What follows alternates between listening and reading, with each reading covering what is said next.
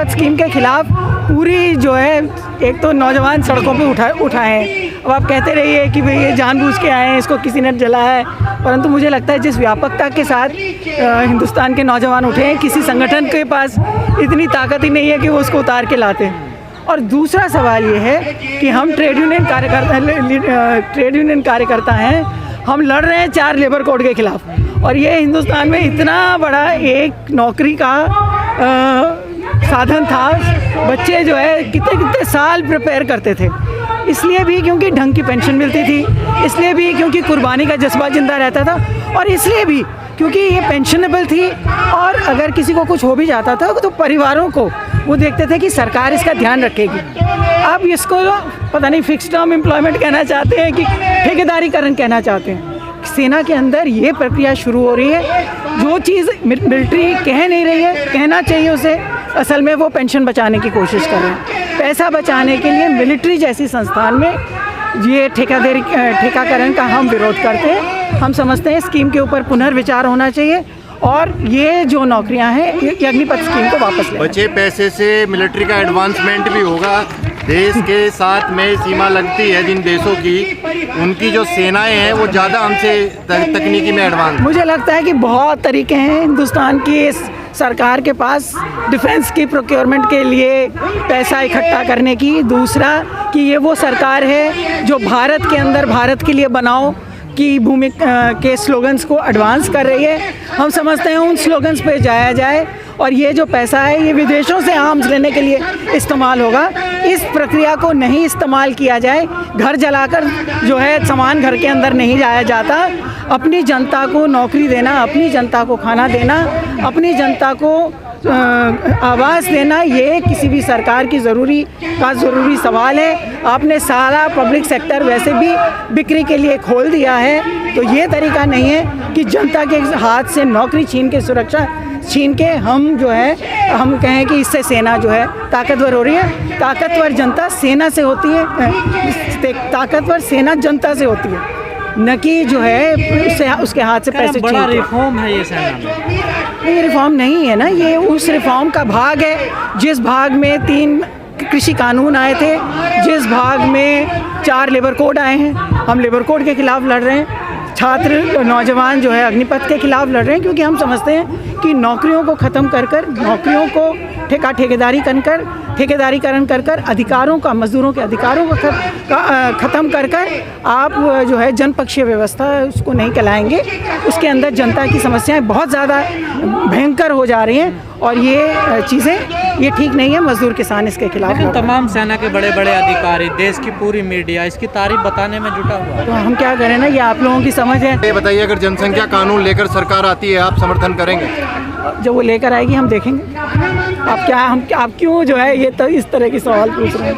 नहीं, ये आज रेलेवेंट नहीं, क्योंकि कुछ लोग कहते हैं कि नीति विरोध नहीं, भाजपा विरोध ज़्यादा है।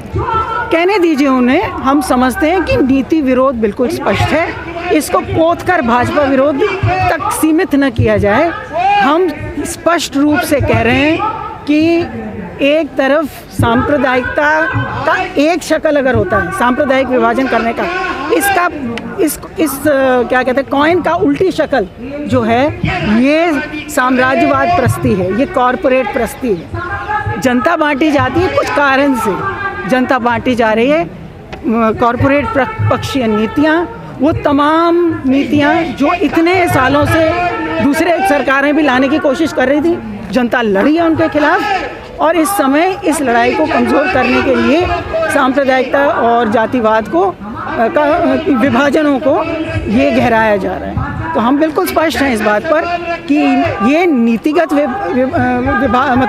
विरोध है। जो सरकार ऐसी चीज़ें लागू करेगी, जो सरकार जनता को बांटने की कोशिश करेगी, मजदूर, किसान, युवा ये लड़ेंगे ऐसी चीज़ें। कि हिंदुस्तान के बहुत सारे ज्वलंत सवाल, मजदूरों, किसानों के सवाल जहां हल नहीं हो रहे, वहां बुलडोज़र राज से जनता को बांटने की प्रक्रिया जारी है। केंद्र सरकार के द्वारा दिल्ली के अंदर MCD में के द्वारा, उत्तर प्रदेश की सरकार में बहुत सारी जगह। और दूसरी बात है कि इसी प्रक्रिया के दौरान इलाहाबाद के अंदर जो सीए विरोधी कार्यकर्ता एक्टिव थे उनमें से चुनकर कई के ऊपर, जिसमें कि कॉमरेड आशीष मित्तल जो अखिल भारतीय किसान मजदूर सभा के महासचिव हैं, उनके ऊपर 31 से ज़्यादा फर्जी क्रिमिनल केस दर्ज किए गए हैं उस हिंसा को लेकर जो 10 तारीख को इलाहाबाद में हुई थी और जिनका उनसे दूर दूर तक कोई लेना देना नहीं है। तो इन सवालों को उजागर करने के लिए और मांग करने के लिए कि आशीष मित्तल और अन्य एंटी-सीए कार्यकर्ताओं के ऊपर जो फर्जी केस दर्ज किए गए हैं उनको खत्म किया जाए और कानून का राज बरकरार किया जाए। आपको लगता है बहुमत की सरकार में लोकतंत्र खतरे में है?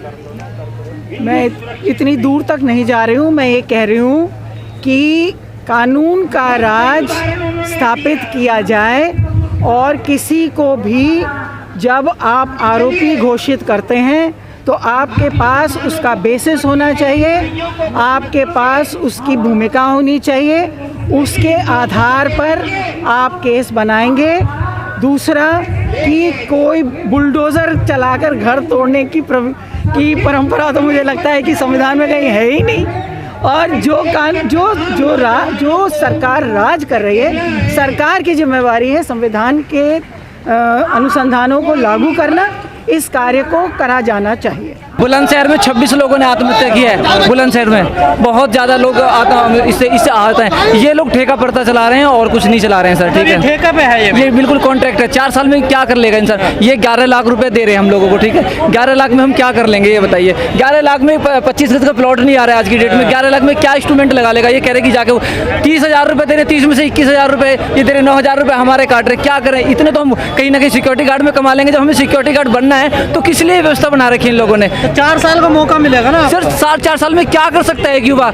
जब युवा कम से कम 30 साल 25 साल ड्यूटी करके आएगा उसके बाद ही तो कुछ मिलेगा। लेकिन आप अभी एक बात बताइए कि 4 साल में क्या मिल रहा है? सर्टिफिकेट होगा उसके पास सर। सर्टिफिकेट अब से पहले जो फौजी हैं वो भी तो सर्टिफिकेट लेके डोल रहे हैं। उनको बताओ कितना रोजगार मिला है? वो भी तो बेरोजगार हैं। कम से कम 90% के आसपास सारे बेरोजगार हैं। बताओ उनको कौन सी नौकरी मिल रही है? उनको मिलता है तो क्या मिलता है? बैंक में गार्ड या किसी बड़ी कंपनी में सिक्योरिटी गार्ड। उनको गार्ड की ड्यूटी मिल रही है और कुछ नहीं मिल रहा है। केवल ये लोग ये चाहते हैं कि अडानी या अंबानी के हम लोग गार्ड बन के रहें। इन लोगों की ये नीति है। ये सब कुछ प्राइवेट निजीकरण करते जा रहे हैं। अच्छा, अडानी अंबानी भी इन्वॉल्व में? सीधी सी बात है सर। रेलवे उन्होंने बेच दिया है, ताजमहल वो बेच दिया है, लाल किला उन्होंने बेच दिया है, सारी चीज वो बेचे जा रहे हैं। और क्या हो रहा है?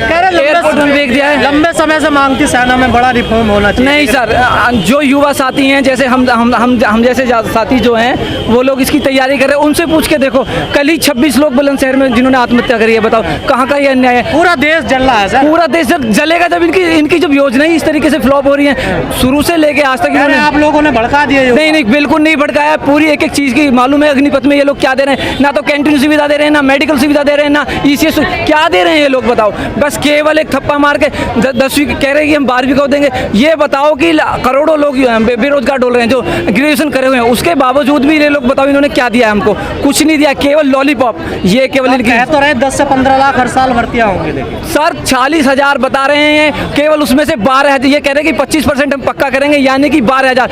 हमारे देश की जनसंख्या कितनी है? 1 अरब 35 करोड़। ऊंट के मुंह में जीरा। ये क्या है कि ऊंट के मुंह में जीरा? आप समझ रहे हैं ना कि 12,000 में क्या होगा? केवल वो लोग जाएंगे जो उनकी गुलामी करेंगे, जो अफसरों की गुलामी करेंगे, उन लोगों को पक्का करेंगे। 10% कोटा भी फिक्स कर दिया ना सर। ये तो अब से पहले इन्होंने सामान्य वर्ग में जो कोटा लागू किया था EWS के तहत, कहाँ हो रहा है कोटा? तो आपको भी मालूम है। अभी यूपी भर्ती की इन्होंने PCS के वो रिजल्ट रिकॉर्ड है, कुछ नहीं है सर लिखित में। अगर ये जब तक नहीं देंगे कोई विश्वास नहीं है। इसका समाधान केवल यही है कि राष्ट्रीय रोजगार नीति लागू हो, उसके तहत पूरे देश में इसका समाधान है, और कोई समाधान नहीं है।